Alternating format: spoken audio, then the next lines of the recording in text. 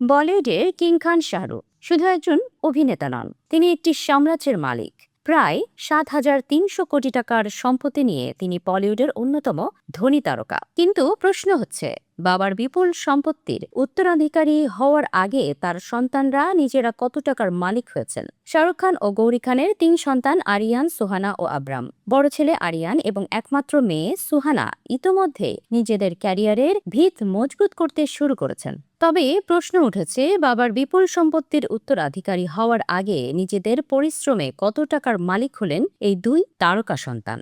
শাহরুখের ২৫ বছর বয়সী কন্যা সুহানা খান ইতিমধ্যেই বাবার পথ অনুসরণ করে অভিনয়ের দুনিয়ায় পা রেখেছেন। ২০২৩ সালে নেটফ্লিক্সের দ্য আর্চিস ছবির মাধ্যমে তার অভিষেক হয়।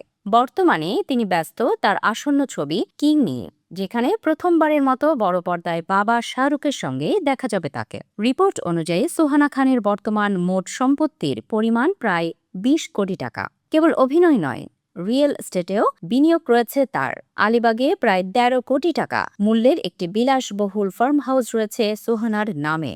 বড় ছেলে আরিয়ান খান বরাবরই পর্দার আড়ালে থাকতে পছন্দ করেন। অভিনয় নয়, বরং পরিচালনা ও ব্যবসায় নিজের দক্ষতা প্রমাণ করছেন তিনি। আগামী ১৮ সেপ্টেম্বর নেটফ্লিক্সে মুক্তি পেতে চলেছে তার পরিচালিত প্রথম web series bads of Bollywood.